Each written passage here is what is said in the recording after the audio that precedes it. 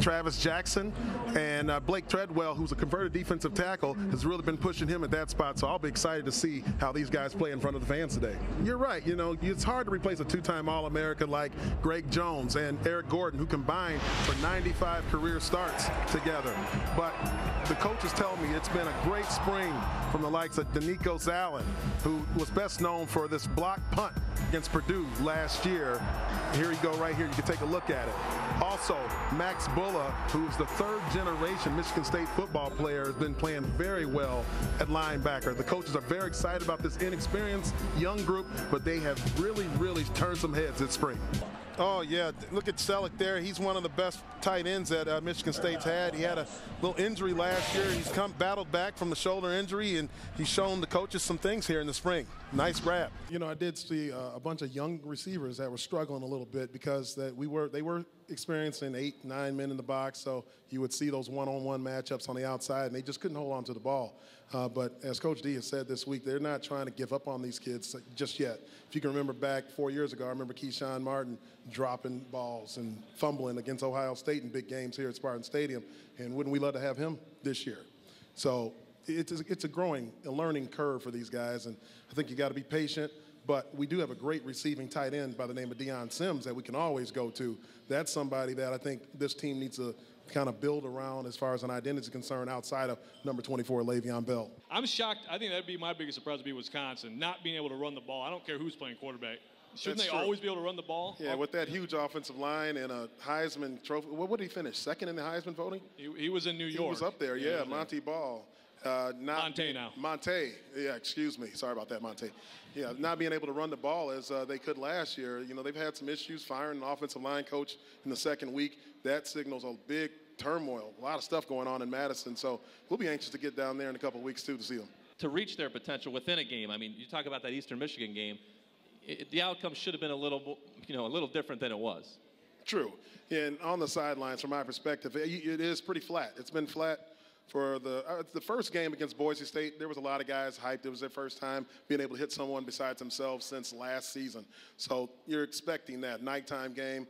But to come out against Notre Dame and be kind of flat, in my opinion, and same way against Eastern Michigan is surprising.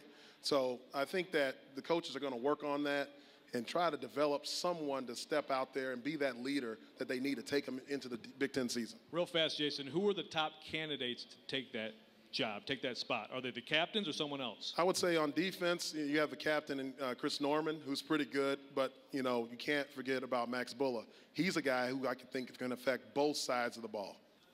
For lack of a better way to say it, who wants it more? I think this is an emotional game. I think Michigan State's going to come out looking to redeem themselves, but it's going to be interesting to see how they react coming off of, as you said, 2 flat games against Notre Dame and Eastern Michigan. That's true. Yeah, coming off of 2 flat games, I expect them to respond against this team is talented at Ohio State, don't get me wrong, but this team is not some of those Ohio State teams that we've seen in the past where they're just pretty much unbeatable. They're ranked last in the Big Ten in total defense and 11th in passing defense. So I think there's going to be some area for our offense to move the ball. This is not going to be a very high-scoring game, but definitely one that Michigan State's players can pull out. Do you think they come out throwing? I don't think so. I think that you have to ride the horse, and the horse in this instance would be Le'Veon Bell. You have to establish the run, maybe do some short throws to a Deion Sims. He's a guy, 6'5", 285 pounds, very difficult to cover him. Do that, get the confidence going, and then try to hit some long balls later. You set the play-action pass, and they have a good chance to win, but can they do it? That's my question. I think they can. I mean, I think they're going to get him up to about 30, 35 carries, to be honest with you. I mean, this is a big marquee game for him. He's a kid that's from Ohio. He wasn't recruited by Ohio State, unfortunately. I mean, I don't know how. This kid was a 2-star on the radar as far as rivals is concerned, out of a 5-star rating. So he has a lot to prove, and, you know, he wants to play for the next level. I don't know if we'll have a guy like Le'Veon Bell next year. He's very talented. He's a kid who was in the Heisman race early on in the season, and since then you haven't heard much chatter about that. But he can stand up. I'm telling you, he's one of the kids that can stand up with anybody in the country, hands down, and he wants the ball. Minnesota-Iowa, rivalry game in the Big Ten. Iowa, tough loss. They're home for Minnesota. What do you guys think? I think I'm going to go with Minnesota. I think they're playing better football right now. Iowa, largely uninspired. Yeah, reeling after a loss to the Chippewas last week.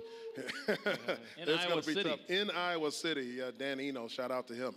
Went down there and beat Iowa. I think it's going to be tough for them to beat Minnesota. I picked Minnesota.